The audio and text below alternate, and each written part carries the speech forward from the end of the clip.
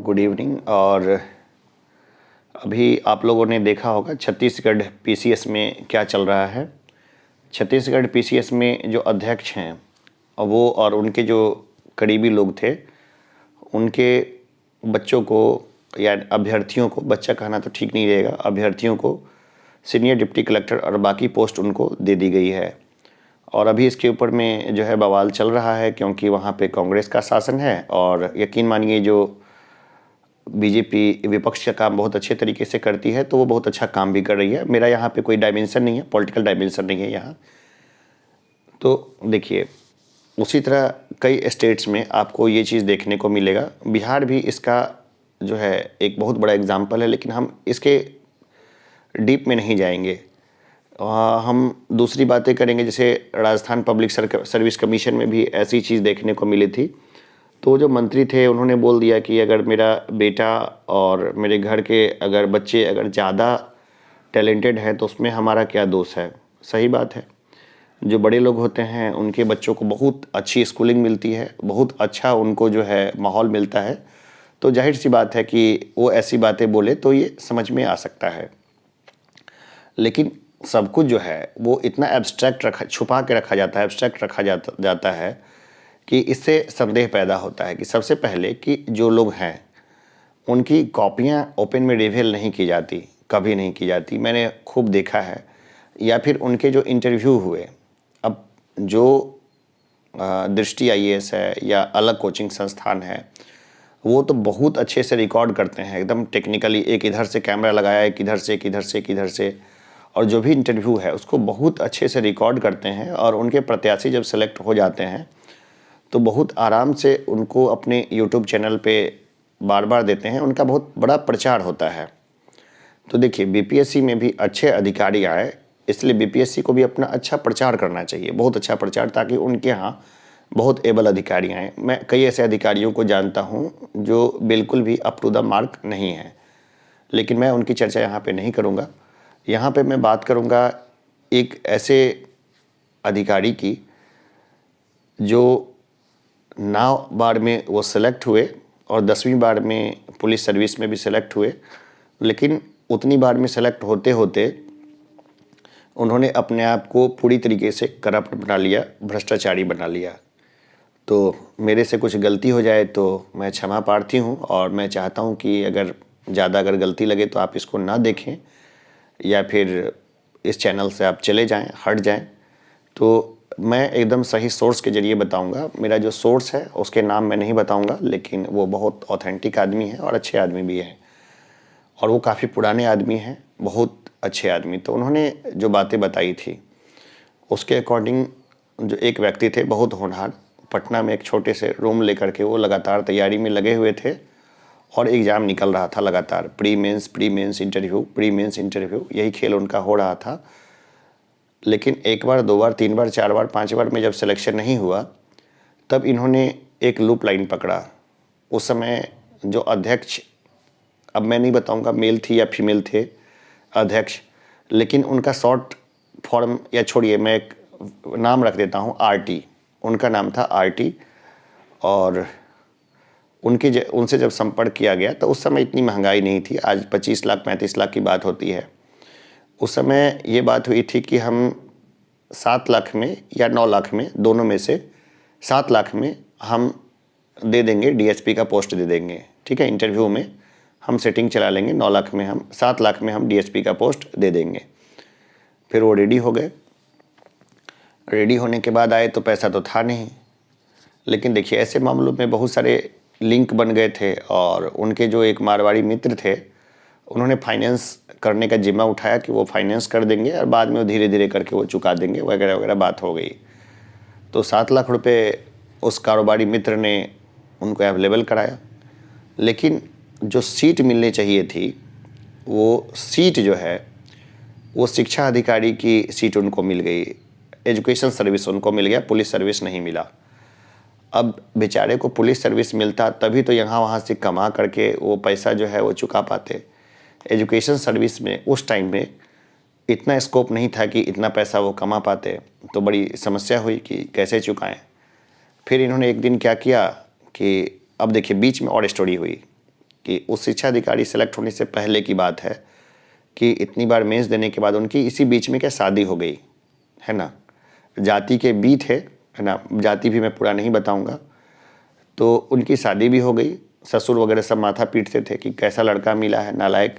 तो बाद में उन्होंने कपड़े की दुकान भी खोली थी, लेकिन कपड़े की दुकान चली नहीं उनकी।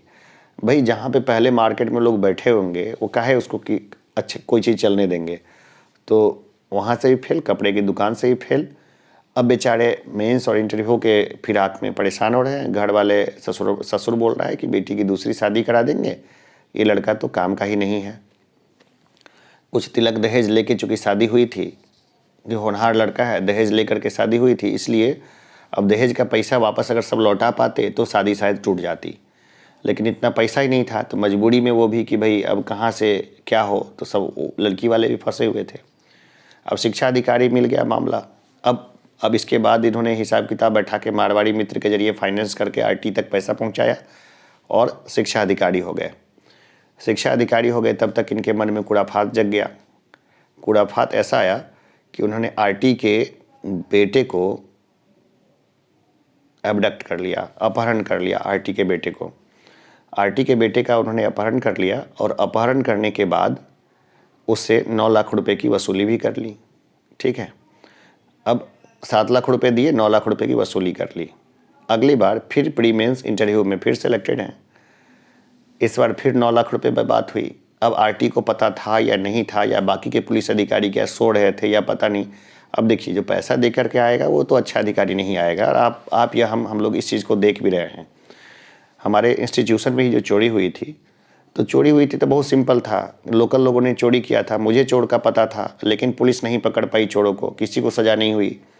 जबकि चोरी में काफ़ी बड़ा सामान चला गया था जिसको कि आराम से पुलिस रिकवर कर सकती थी।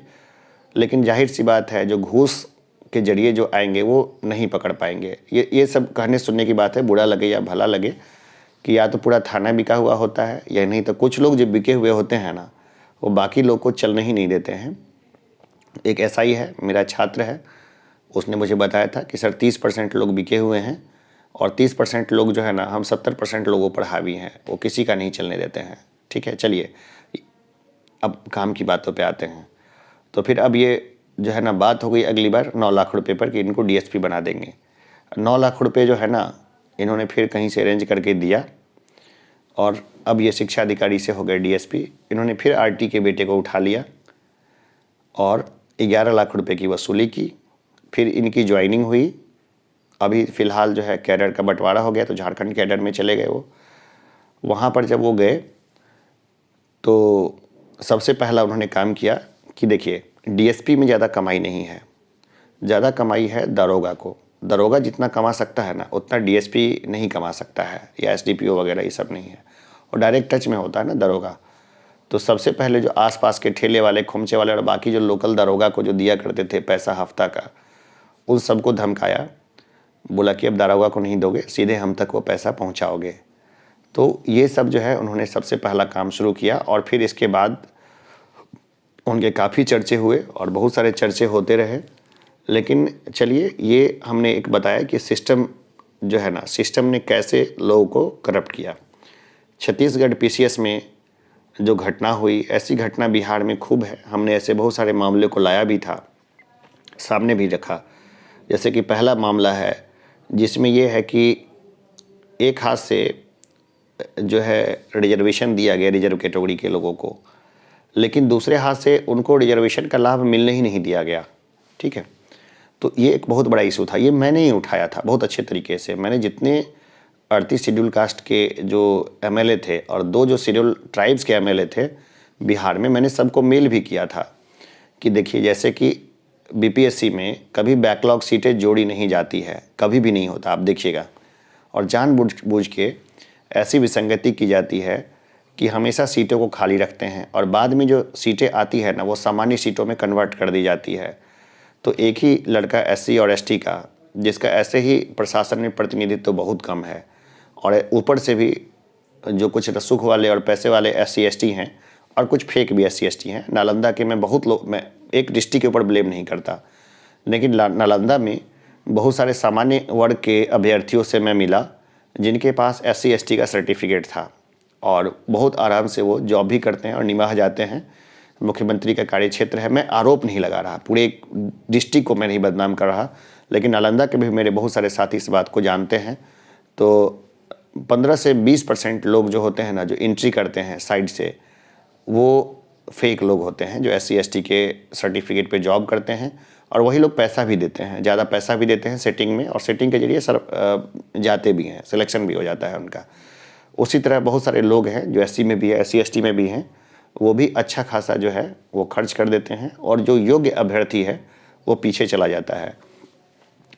इन सारे मुद्दों के ऊपर में एक बहुत सीनियर IAS हैं, BS हंस, उनसे मेरी बातचीत हुई थी, रिटायर्ड हैं वो। तो उन्होंने बोला था कि ऐसा करने से 2 फ़ायदा मिलता है अपर कास्ट के लोगों को। पहला फ़ायदा ये मिलता है कि जो ऐसे बिना रीढ़ के हड्डी के जो निचले तबके के लोग जो सेलेक्ट होकर के ये लोग बैठाते हैं, वो इनके खिलाफ़ कोई आवाज़ नहीं उठाता। और दूसरा फ़ायदा ये होता है कि इनको बोलने का मौका मिलता है कि देखो फलाना रिजर्वेशन से आया है। सारी बातें सही है, लेकिन आप देखिए कि हमारे प्रदेश की और यहाँ के लोगों की क्या हालत हो रही है, क्योंकि लाखों लोगों के ऊपर इम्पैक्ट होता है एक प्रशासनिक अधिकारी के चुने जाने के बाद। लेकिन 10 साल 12 साल से जो ट्रेंड चला वो बहुत बेकार ट्रेंड चल रहा है बिहार में, और इसका कोई सर पैर नहीं है। ऐसा नहीं है कि मैं खुद 64 वाले में और बाकी वालों में मैं खुद अभ्यर्थी हूँ तो मैं ऐसा बोल रहा हूँ। मेरी मैच्योरिटी का लेवल बहुत ज़्यादा है और मैंने ऐसा खुद देखा, रोड पे जा कर के देखा कि गलत लोग खूब सारे सेलेक्ट हो गए और अच्छे लोग हैं ना किसी तरीके से बाहर थे। तो ऐसा है, देखिए मेरे बोलने से कुछ नहीं होगा और अब तो काफ़ी लेट भी हो गया। सबसे पहले जब प्राइवेट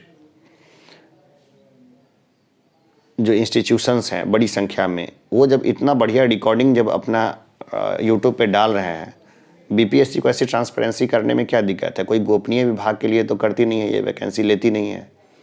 और दूसरा क्या चीज़ है कि कॉपी जो है, जैसे कि अतुल प्रसाद जी ने बोला था कि हम कॉपी सब हम कर देंगे, ऑनलाइन ही कॉपी चेक होगी, ऑनलाइन किसी को कॉपी मंगानी नहीं पड़ेगी। अब वो कॉपियाँ कहाँ हैं? 64 वाले इशू में ही जब बोला गया था कि 1000 कॉपियाँ सफल अभ्यर्थियों की हाईकोर्ट में जमा हो, अब वो कॉपियाँ का क्या हो गया? कुछ नहीं बताया गया। तो खेल हर जगह चल रहा है।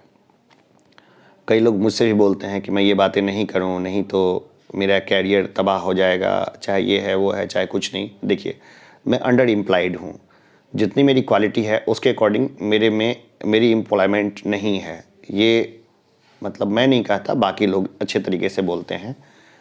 और मैं यही चाह रहा था कि प्रोफेशनली मैं लोगों की मदद करूं जब मुझे एज ए सेलेक्ट हो जाऊं तो अच्छे तरीके से, क्योंकि सरकारी पैसा मुझे मिलेगा तो मैं अच्छे से काम कर पाऊंगा। लेकिन मैं यहाँ पे खुद देख रहा हूँ कि लोग जो आज ज्वाइन करते हैं कल घूस लेते हुए पकड़े जाते हैं, विदिन 3 मंथ घूस लेते हुए पकड़े जाते हैं और छूट जाते हैं घूस देकर। यही खेल चल रहा है। तो चलिए, मैंने एक अधिकारी के कहानी के बहाने और भी भ्रष्टाचार के बारे में बताया। आप सहमत हैं तो लाइक करिएगा, नहीं सहमत हैं तो डिसलाइक करिएगा, लेकिन प्लीज़ भद्दे कमेंट मत कीजिएगा। फिजूल के कमेंट जो है ना, और जो हुटिंग है वो बिल्कुल बेकार है। और मैं ऐसे लोगों को हाइड कर देता हूँ, मतलब कभी वो इसके बाद उनके कमेंट्स दिखते नहीं हैं। चलिए फिर मिलते हैं हम लोग छोटे से ब्रेक के बाद। धन्यवाद।